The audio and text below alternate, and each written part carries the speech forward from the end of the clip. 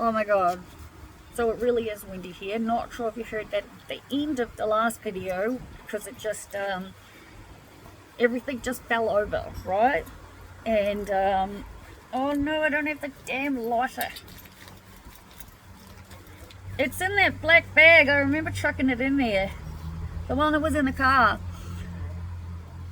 So, the wind, so yeah, I've currently got my phone balanced on an empty, what I would call plant holder pot, which actually, I don't know which is the real option, but I think the way Merv was using it might be one of those things you put, thanks darling, utensils in, but he had way too many utensils that would fit, so we used mine. Anyway, it's all balancing with a box of tissue behind it, and then something's all basically trying to keep it so that I can talk to you without holding the camera, right? And it all just fell over.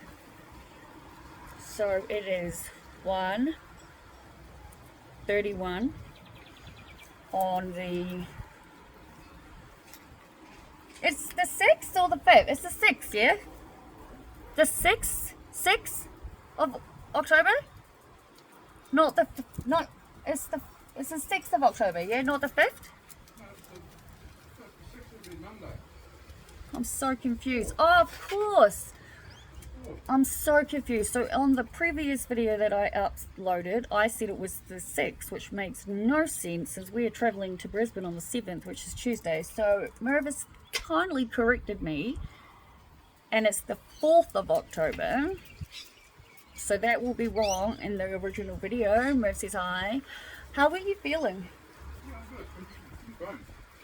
Oh, it's in the black bag too. Oh, unless it's in the car, because I took it out and gave it to you and I put it on the dash. Check the black bag first, otherwise it's in the car. I asked him how he's feeling because Happy still bolts out of the gate if you don't get through it and shut it in time, or you don't have her on a lead, yeah? And I was calling her to put her on the lead to walk her out to Merv's car, and confused about why his phone was still inside and Jackson was still locked in the gate, when he was like, Jackson will just follow me out. And I was like calling him, calling Happy while registering these things before leaving, and then Merv walking up the driveway holding the collar saying we're back, and it turns out she got out, he tripped, he fell. I was like, show me what happened.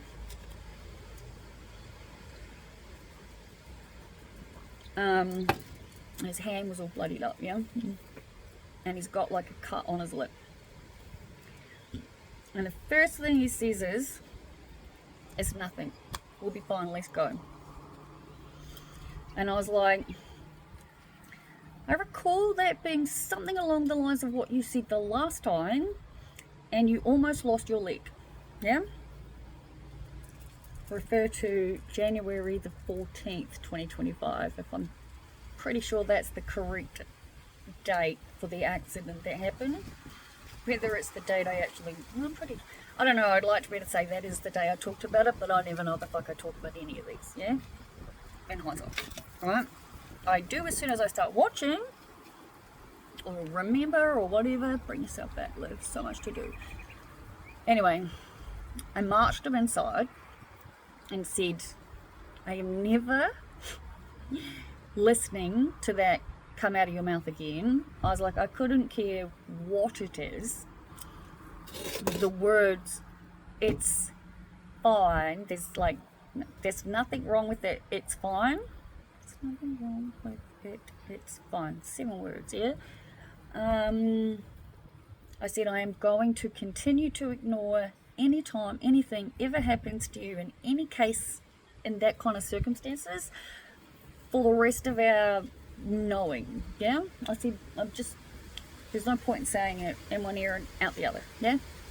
So I came straight in, got him fresh, freshly, like, went to the letting cupboard, got everything I needed, cleaned them all up, patched them all up, I said to him, I was like, you're humouring me, aren't you? And he's like, yep. And he goes, but that is because it really is nothing. And I said, in all fairness, yeah, I literally just got these and it's tripping me out because I haven't actually seen what they look like except for what I can see in the camera. Anyway, I said to him, in all fairness, did you not say almost exactly the same thing to me the day you had the accident with the caravan and ripped your legs open? And not only the day it happened, but didn't you continue to say it to me for approximately 2 weeks while I begged him to go to a doctor? And he was like, yeah. And I was like, so there's never going to be any point in never saying it again, yeah? Because we learned that lesson. Like, he literally had to be flown from Rockhampton Hospital, where he'd been admitted for 2 weeks already and already had surgery, what was it, twice by this point? Yeah, twice. Yeah. And then they had to fly him to Brisbane because of an accident that was totally fine and nothing to worry about. Is that right? That's it. He's in a weird funk. He tells me he's not, right? And every time I say to him, I know because I can tell and I can feel it. And he'll convince me, or he'll convince himself, and in the process of trying to convince me that he's absolutely fine and there is absolutely nothing wrong. And I'll be like, okay, yep, not going to argue with you any longer. And then it'll be however many days or whatever later, and he'll be like, so, and I'll be like, so, when I knew something was wrong and I questioned it and you said there wasn't, I was like, I was correct. To date, every time I ask that question, I get the same answer. Is that a fair call, or do you think I'm exaggerating? He's obviously sitting right next to me now, yeah? Yeah, no, I'm fine. I'm fine. I'm fine. There's nothing. Okay. Well, we're going to be I am going to have to turn the camera around at some point to show you. How does that feel? So his hands all bandaged up now. All bandaged up as in plastered and whatever. Gravel rash. Gravel rash. Like, I know, in this regard, it's more like I actually do know he's okay, yeah? But at the same point I'm making is like, I knew back then he wasn't. But anyway, I've been talking for a long fucking time and this is part 2. And we have heaps to go. So, to sum it up on why I picked up the camera the first time, the discount store that opened up in competition with Dollar Man is fucking amazing. No wonder Dollar Man suffered the way he did. And it's unfortunate. But honestly, given everything that's happened and we've come out the other end of it, I just look at it now as in what goes around comes around, I guess. What you put out is what you get back. I mean, the universe is, what's the way to say it? What's the easiest way to say it? He's a very negative, derogative, cruel, unkind, using, ungrateful man, and all of that energetic frequency combined, pushed out into the universe. Doesn't surprise me that he ended up in the situation he is in. He was lucky to have Merv. Merv was an actual, real, true godsend to him. And I know this because he is to me. And again, at no point ever have I ever said to Merv that I wanted the friendship to end with those two. I'm not that kind of person.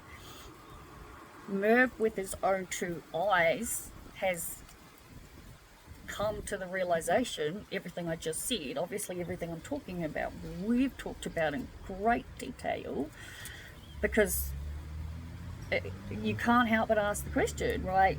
Could you have possibly have foreseen or even comprehended in a nanosecond that this is what this man, who I've known for 30 something years, been a grandparents to his kids, who've literally, Merv was working 40-hour weeks for free, without breaks, without lunch breaks, without being able to put a sign on the door for 5 minutes and pop over to Woolworths for food. We're talking actual real slave labor terms in this regard, yeah? 40-hour weeks for this man. So this man could work cash in hand, right? Now, he took it as something, it was his given right, yeah? The way he took it. And I say this because I'm a giver, yeah? I sure as shit know how to look after me, obviously. I want all of you to learn how to look after you too. And I fully am the person. I was just saying it to Merv this morning. I was like, 2 of my closest friends in the world are people who I can genuinely help, right? Just simply with the time on my hands that I have that they don't back in Melbourne. And yet they are very much of the kind of people who really struggle to accept help. I do not struggle to accept help. I think what goes around comes around, yeah? And to me, if this man was Merv's best friend, and Merv is awesome, yeah, I was willing to work for fucking free for this dude. But when it became so evident so quickly once I moved in that it wasn't a friend helping a friend, right? And that is where it started becoming an issue, right? It was expected, right? When he wanted something, it was literally the case of jump, how high kind of thing, yeah? Again, wasn't even that long ago I said to Merv, honest to God, I hate when people are like, I've been talking for too long, so what did I say to Merv the other day? I actually don't hold grudges. I've got not a grudge against anyone in the whole world. There's not enough brain space in my head to even have that, yeah? I mean, honest to God, I cannot get over how any of this has happened. I'm more flabbergasted about it than Merv, but on saying that, Merv is a very cool, intelligent, wonderfully kind, caring man. Speaks mostly in grunts, alright? Unless he is drinking, right? Did not know that when we became friends because we were always drinking. Hey, what? He certainly was. Is that a fair say? Yeah, pretty much. That he can practically read my mind, and we're just like, yeah. But my point is, I stayed loyal to him until the way he started treating me was just, well, if you watch the videos, you'll know. But I actually went to the other one today, and holy moly moo, man. Like, I should have just went in there the frickin' first time. Talk about trying to be loyal to someone who ends up despising you, right?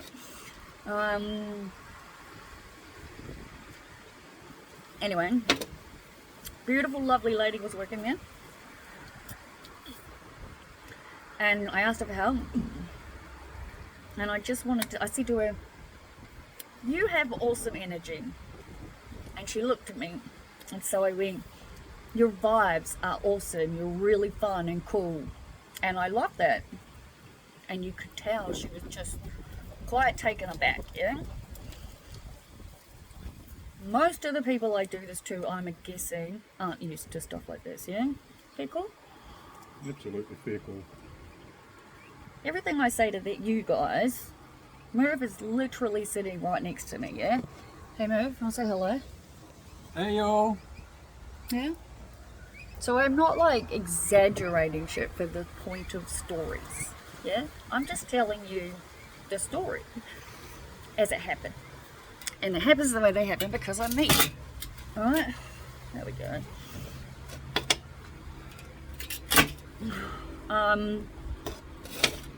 And I was just like, you should know. I was like, and it was just beautiful, the look on her face once the shock and whatever had worn off, yeah. And then we went about doing whatever, and we got up and we were at the counter. And as we will have all figured out by now, we're at nearly 16 minutes on this one, and I think I was at 20 something on the last one. And my brain's racing today, yeah? Safe to say the ADHD medication's working, which is good because we've got lots to do, right? Merv paid for the purchases. I wasn't paying total attention to him or her at this point, still the same lady.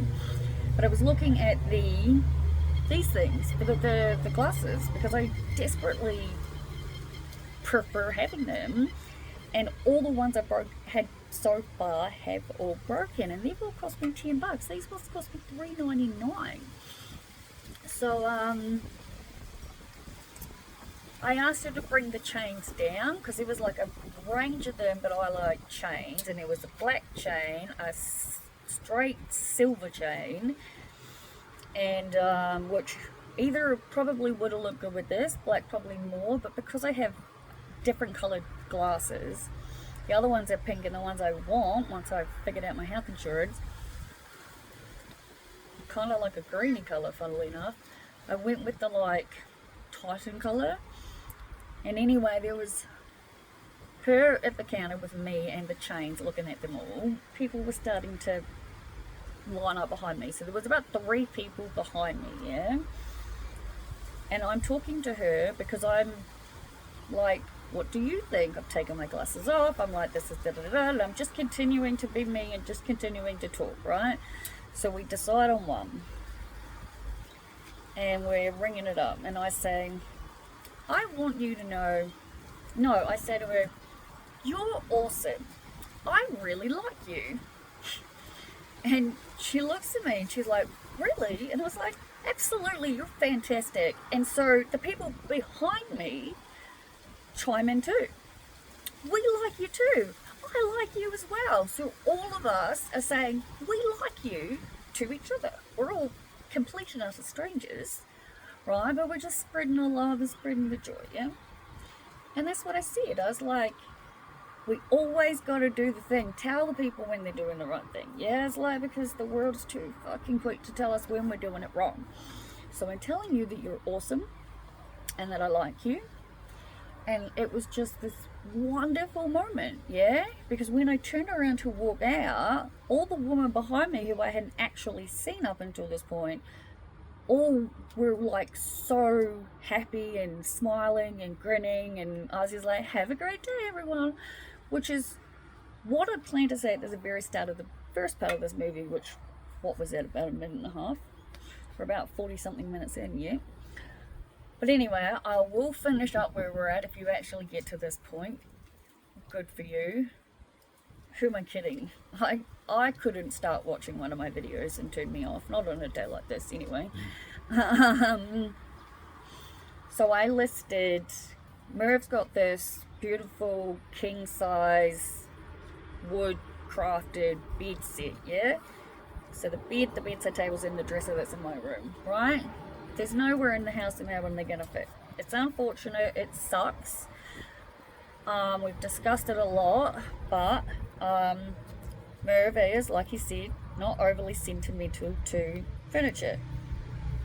I'm trusting him in this one because it's the only thing I can think of that's making him feel weird. But I don't know if you heard him or not, because if he's not grunting, he's mumbling at me these days. I don't know what's going on. I'm starting to feel like I am just a fucking been married for 100 years, eh? Friendship only, remember? Anyway, I listed them, yeah? So we took everything off, we polished them, we emptied them, all of it, and we listed every bit of it up online yesterday. Because believe you me, I even wrote in the post, and I got ChatGPT's help. Pretty good. I literally wrote in the post, if I could take this with me, I would be. But I can't because it doesn't fit. right? So it's like a genuine sad sale sort of thing. But because of the wear and tear, yeah, general wear and tear, it's all in good condition as far as I'm concerned. The dresser and the mirror in my room is in excellent condition. Like, I very much want to take it with me. When the bed and the bedside tables ended up being sold this morning, which all worked out amazingly. So the bed and the bedside tables have been sold, right? The dresser is still available. The mattress is still available, which is awesome because there's the queen size bed base in the garage that we'd planned to sell for so long and haven't.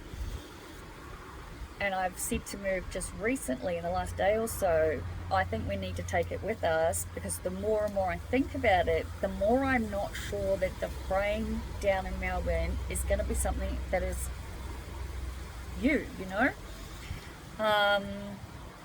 And so far on the ads that I've posted, right, there's just the dresser left, right? Is that correct? That's what we've posted so far. Yeah. And so ChatGPT was like, do you want me to suggest a reasonable price based on length, wear, tear, blah blah fucking blah? And I was like, sure, yeah. So ChatGPT recommended $750 for the lot, and I was just like, you've got to be kidding me, right? What did you say? Because I remember way back then originally saying $2,000, and you told me I was crazy, right? And then yesterday when we talked about it, ChatGPT said $750, and I was like, that's definitely not happening. The one thing I do know in the world is you can't bargain higher. Doesn't work that way, yeah? It always comes down, you can't go up. Yeah. But you had, I know you gave me some crazy ridiculous price for the lot under $1,000, wasn't it? Yeah. See what I mean? This is what I deal with. But you know what? I still love him. He's beautiful, even with his grunting. Just this morning I said, I really hope I learn how to talk in grunting. Hey. The look on his face is pretty funny. My point being, he told me I was crazy, right? And I was like, I'm going to prove... those exact words. Would you like to tell him? I didn't use those exact words. I didn't say you were crazy. Well, they could hear you, so just explain your point of view, because I know that you did not have a lot of faith in what I was going to post with. Yeah, And I I'll suppose explain it in a bit. I'm conservative in what I consider as reasonable. I don't like overpricing things, and I've been accused of it before, so that's cool. Oh, true. Background. That's cool. So I think, let's say ballpark, you would have told me to bargain at around 1,000 total. Yeah? When I considered it, yeah? And then I wrote 1,200 in. And then I was like, I really, really, really do not wish to sell this entire set for less than $1,000, right? I don't want to. It is absolutely worth this much money in my mind, right? So I have to put it higher, yeah? The only thing I'm honestly thinking now is that maybe I should have put it higher than I did, right? But I listed the suite, the set, the bed, the bedside tables, the mattress, and the dresser with the mirror as a set for $1,500, right?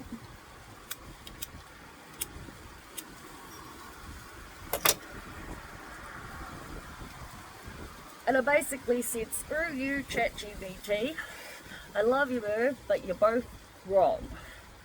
And I was like, if nothing happens in a week, we'll come back and we'll reassess, yeah? But until then, we'll do this, right? Well, my phone goes on to do not disturb somewhat early in the evening, yeah? Until the morning, right? So the only time I see things is when I'm picking up and playing with my phone, or if, you know, I've turned it off, or whatever it might be. But anyway, I woke up to a message about it about the ad I posted on Facebook, right? Which, by the way, I opened up a brand new account under Mervs details, because if I'm ever going to open up one under mine, it's just too confusing, yeah? And I opened up a new account for Merv so that we're not posting where all his friends and everyone is stuff is. It's just not needed, yeah? Anyway, woke up this morning, been awake and ready to go since then. If you can't tell, I feel like I've got enough energy to build mountains right now. And what is it, like 40 minutes until my next amphetamine, yeah? So where are we at? Message this morning, yeah? Hi, would you be interested in selling the bed and the bedside tables separately? So I obviously immediately said yes, of course. Excuse me. Do you know, I've honestly subconsciously in the back of my head's been thinking, where is my phone in case I get a notification, and I've just realised I'm talking to it right now. No figure. Goodness me. And I'm at 26 minutes 22 seconds, and I'm fairly certain the first part of this, if it didn't hit 20, it was very close to. You know, Yep. I love days like these. They're more fun doing when we watch them back, yeah? That's right.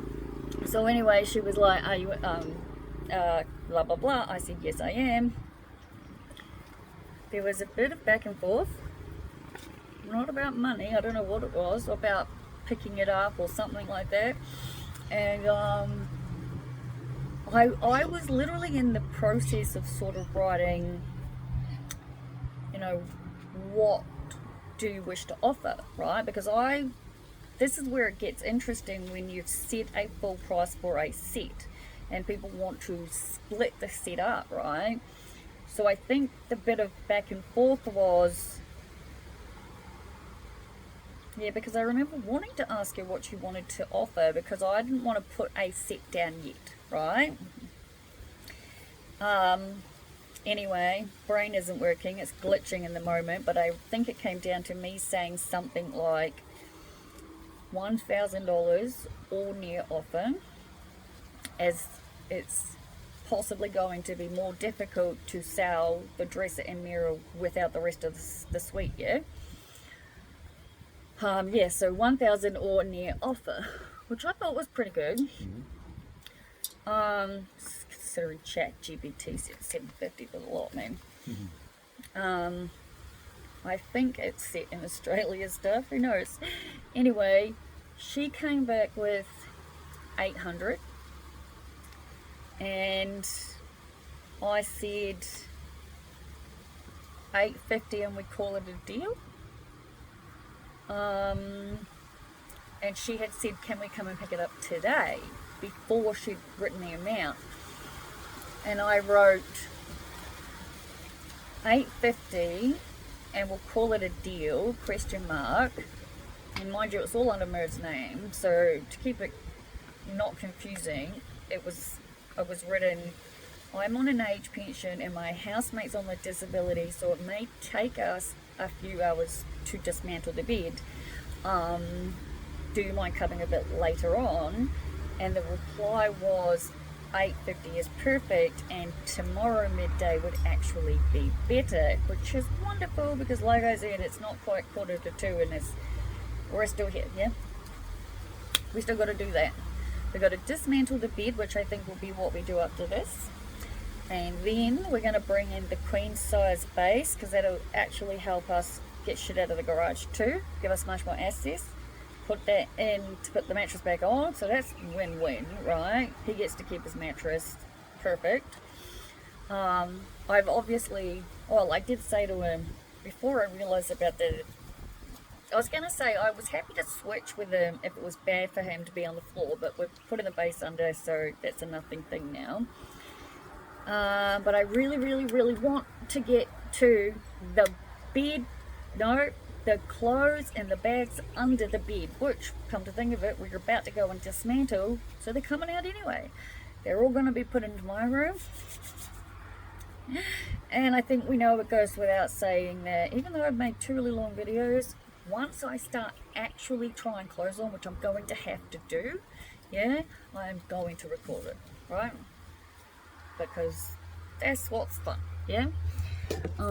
So, oh, don't know what we're doing there.